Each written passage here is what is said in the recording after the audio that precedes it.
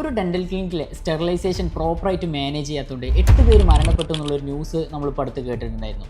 അപ്പോൾ അതിനെക്കുറിച്ചും ഒരു dental ക്ലിനിക്കിലെ sterilisation എങ്ങനെയൊക്കെയാണ് മാനേജ് ചെയ്യേണ്ടതിനെക്കുറിച്ചും അതുപോലത്തെ കുറച്ച് ഡീറ്റെയിൽസുകളാണ് ഇന്ന് നമ്മൾ നിങ്ങളോട് ഷെയർ ചെയ്യുന്നത്. എങ്ങനെയാണ് സ്റ്റെറിലൈസേഷൻ പ്രോപ്പറായിട്ട് മാനേജ് ചെയ്യേണ്ടതെന്നുള്ളതിനെക്കുറിച്ച്.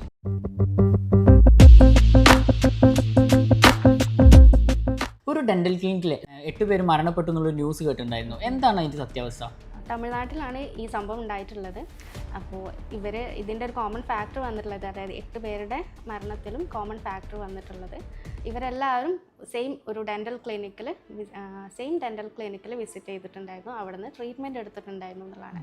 അപ്പം ഇൻസ്പെക്ഷൻ കാര്യങ്ങളൊക്കെ വന്ന സമയത്ത് അറിയാൻ പറ്റിയിട്ടുള്ളത് അവിടെ സ്റ്റെറിലൈസേഷൻ പ്രോപ്പറായിട്ട് നടക്കുന്നില്ല എന്നുള്ളതാണ്. അതായത് നമ്മളൊരു പേഷ്യൻറ്റിൻ്റെ വായിൽ ഉപയോഗിക്കുന്ന ഇൻസ്ട്രുമെൻറ്റ്സ് അത് പ്രോപ്പർ ക്ലീനിങ് ചെയ്യാതെ, പ്രോപ്പറായിട്ട് ഓട്ടോക്ലേവും കാര്യങ്ങളൊന്നും ചെയ്യാതെ അടുത്ത പേഷ്യൻറ്റിൽ യൂസ് ചെയ്യുമ്പം, എസ്പെഷ്യലി സർജിക്കൽ ഇൻസ്ട്രുമെൻറ്റ്സ്, അതിലെന്തായാലും ബ്ലഡും കണ്ടാമിനേറ്റ് ചെയ്യാൻ പറ്റുന്ന ഒരുപാട് ഫാക്ടേഴ്സ് അതിൽ വരുന്നുണ്ട്. അപ്പോൾ അതങ്ങനെ അങ്ങനെ ഉപയോഗിച്ചതാണ് ഇതിന് കാരണം എന്നാണ് അറിഞ്ഞിട്ടുള്ളത്. അപ്പോൾ എങ്ങനെയാണ് പ്രോപ്പറായിട്ടൊരു സ്റ്റെറിലൈസേഷൻ ചെയ്യേണ്ടത്? നമ്മളെ ഡെൻ്റൽ ക്ലിനിക്കിലൊക്കെ നമ്മൾ യൂസ് ചെയ്യുന്ന ഒരു മെത്തേഡ് എന്താണ്? നമ്മളെ ക്ലിനിക്കിൽ നമ്മൾ ഫോളോ ചെയ്യുന്നത്, ഫസ്റ്റ് നമ്മൾ ഈ ക്ലീനിങ്ങും കാര്യങ്ങളൊക്കെ ചെയ്യുന്നത്, അതേപോലെ ഇൻസ്ട്രുമെൻസിൻ്റെ സ്റ്റെറിലൈസേഷനും കാര്യങ്ങളൊക്കെ ചെയ്യുന്നത് ഡെൻ്റൽ അസിസ്റ്റൻസ് ആണ്. അപ്പോൾ അവരെ ഇതിനെ പറ്റിയിട്ട് അവെയർ ആക്കുക എന്നുള്ളതാണ് ഫസ്റ്റ് ചെയ്യുന്നത്.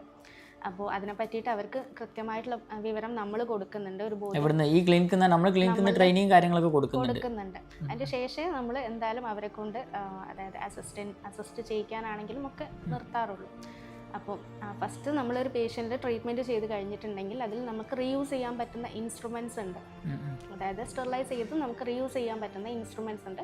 അതേപോലെ ഡിസ്പോസ് ചെയ്യേണ്ട ചില കാര്യങ്ങളുണ്ട്. അതായത് ഇപ്പം കോട്ടൺ, അതേപോലെ അവരുടെ വായിൽ തന്നെ നമ്മൾ ഓരോരോ പ്രൊസീജിയേഴ്സിന് വ്യത്യാസം ഉണ്ടാകും.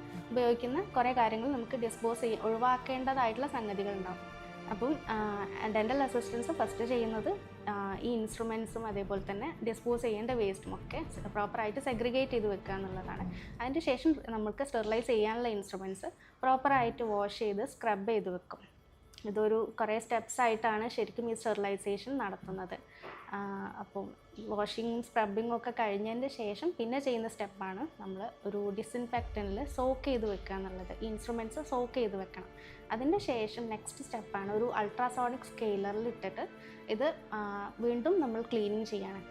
നെക്സ്റ്റ് സ്റ്റെപ്പ് വരുന്നത് ഈ സെയിം ഇൻസ്ട്രുമെൻറ്റ്സ് ഡ്രൈ ചെയ്തതിൻ്റെ ശേഷം, കംപ്ലീറ്റ് ഡ്രൈ ആയതിൻ്റെ ശേഷം നമ്മൾ പൗച്ച് ചെയ്ത് വെക്കും. ഇതൊക്കെ ചെയ്യുമ്പോഴും നമ്മൾ ഹാൻഡ് ഗ്ലൗസ് നിർബന്ധമായിട്ടും ഇട്ടിട്ടുണ്ടാവണം. കാരണം നമ്മളിപ്പോൾ പേഷ്യൻസിൻ്റെ സേഫ്റ്റി മാത്രമല്ല നോക്കേണ്ടത്, നമ്മളുടെ സേഫ്റ്റിയും ഇമ്പോർട്ടൻ്റ് ആണ്. അപ്പോൾ ഇതൊക്കെ ചെയ്തതിൻ്റെ ശേഷം ഇൻസ്ട്രുമെൻറ്റ്സ് പൗച്ച് ചെയ്ത് വെക്കുക. അതിൻ്റെ ശേഷമാണ് ലാസ്റ്റ് സ്റ്റെപ്പാണ് വരുന്നത് ഓട്ടോക്ലേവ് ചെയ്യുക എന്നുള്ളത്. ഓട്ടോക്ലേവ് ചെയ്ത് കഴിഞ്ഞതിൻ്റെ ശേഷം പിന്നെ ആ ഇൻസ്ട്രുമെൻറ്റ്സ് നമ്മൾ സീല് പൊട്ടിക്കുന്നത് പേഷ്യൻറ്റിൻ്റെ അടുത്തു നിന്നാണ്. അതുവരെ അതുമായിട്ട് ഒരു കോണ്ടാക്റ്റും വരാൻ പാടില്ല.